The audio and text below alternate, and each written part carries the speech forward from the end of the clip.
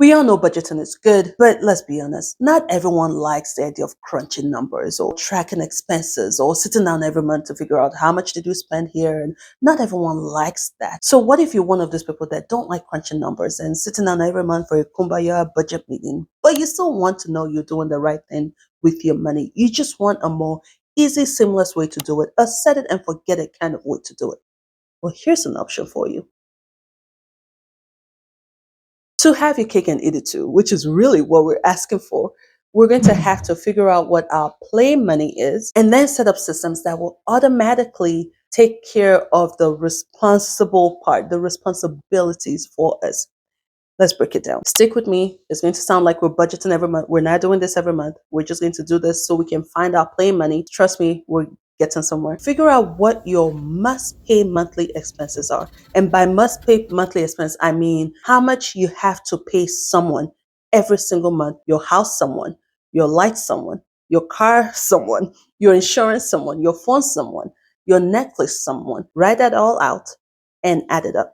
You're not going to add groceries in here because grocery is something we can control. When you understand the process, you can tweak it by adding groceries here. But for now, do not add groceries. Your utility bills fluctuate a couple dollars up or down every month because how much you use this month differs from what you used last month.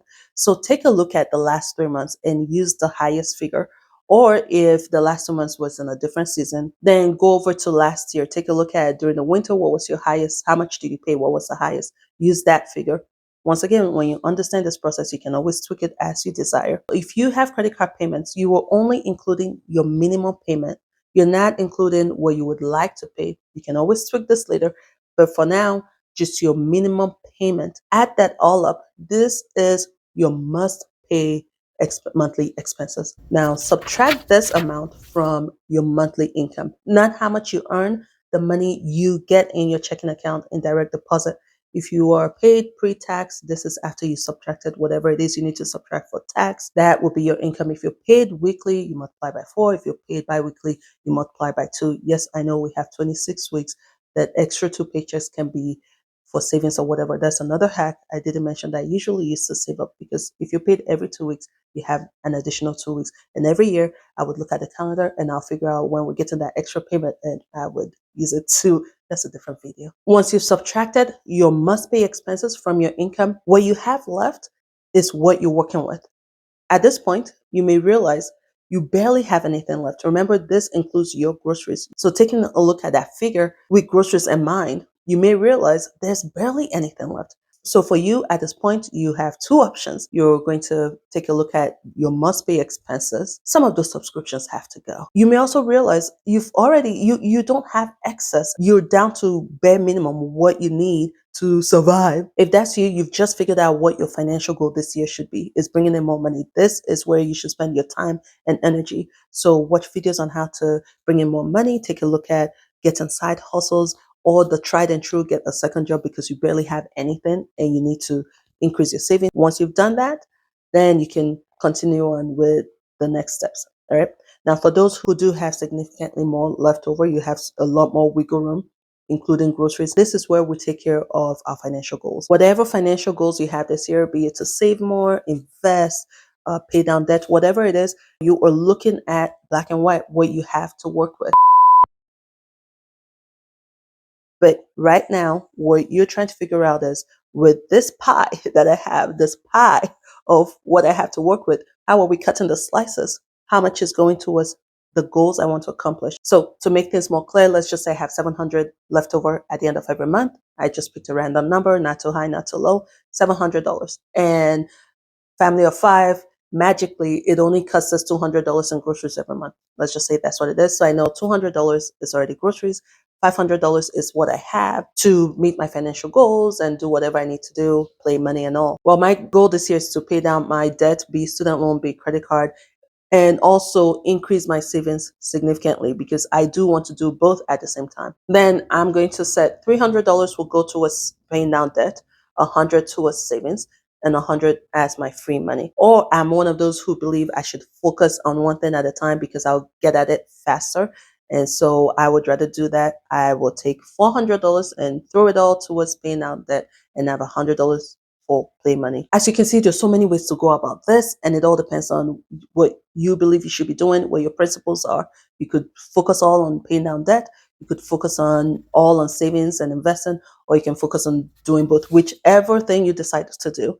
The point is, this is a point where you allocate how much is going towards your financial goal. At this point, we're going to set up systems to take care of our responsibilities every single month. So we don't have to come in every month crunching numbers and adding and figuring out sending money here and there. We are going to have systems move the money around for us.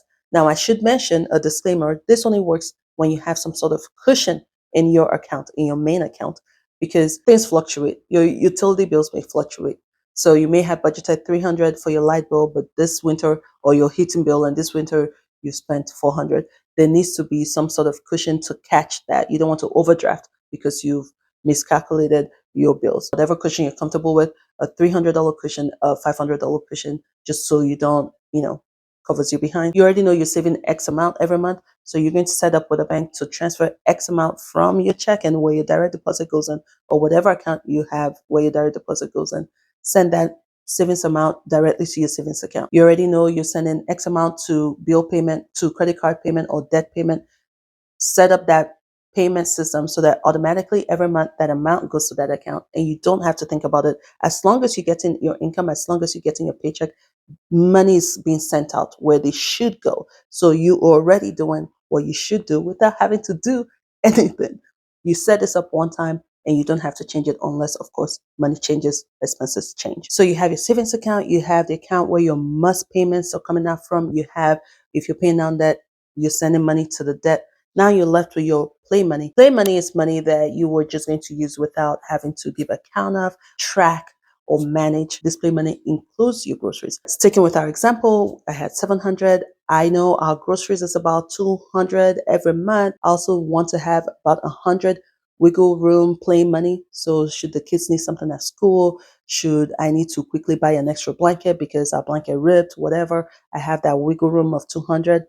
The remaining 400, I've decided 300 is going to my car payment because I want to pay that down, and the other 100 I'm putting towards savings.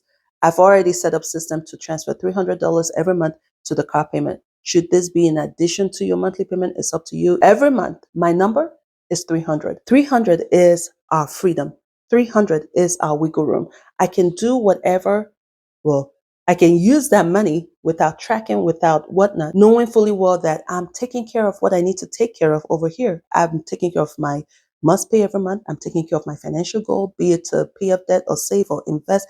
That is getting taken care of. I can shop on Amazon however I want and not feel guilty because I'm within that freedom of $300. As long as I don't go past $300, I'm good.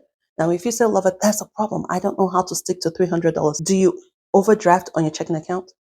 If you don't, then you fully understand what your limit is. You know, I only have 5,000 in checking account. I'm not going past 5,000. If you can understand that, then you can stick to the limit of 300. If you do overdraft, or if you say, yes, love it, I do overdraft my checking account, then honey, this is not your video. It's not, if you constantly overdraft on your checking account, then you need to be focusing on your spending every single month to keep that from happening. If you don't overdraft on your checking account, then you can stick to your $300 limit. And that's why you want it to be on a separate account. If you have it with your regular account with all your bills and everything, you eat into that slice of the pie. So you want to have this in a separate account. This is the account you are working with. If you are like me, I use credit cards, not my debit card, then you know that is your limit on the credit card, 300. And if that credit card bill is over 300, then next month you need to cut back. If you can't stick to your credit limit, you shouldn't be using credit card to begin with, right? Or you using your debit card. If that's what I don't like using debit card out and about. So, or maybe you're doing cash. One has to give. You can't say, I don't know how to stick to a limit, but I want to use credit card. You can't do that. One has to give, right? The point is you are having this freedom to only focus on 300, knowing I'm taking care of what I need to take care of. And so I can freely spend this 300. You do want to have some sort of cushion because there's some things that are not every month's expenses, right? I spoke of cushion earlier, and that's good for the checking account. But one of your goals should be having enough saving that should those once a quarter, every other month expense comes up. For instance, I'm African. We buy African food. We don't buy African food every week or every month even. whenever we buy it, it's in bulk. And so I can buy it now and it will last for several weeks. So I can't really tell you when I need more. When I do buy, I buy several bags. I need to have enough in savings that I can just use that. It hasn't changed anything. I just know this month I have my 300 plus I'm going to be using an extra hundred and something dollars. All right, I want to keep going on tangents. I hope this helps you because I know the reality is not all of us like crunching numbers. And to be honest with you, I love crunching numbers. I love doing budgets and everything, but I also enjoy not having to do it every month. So I hope this helps you. Thank you so much for watching. I'll see you in the next video.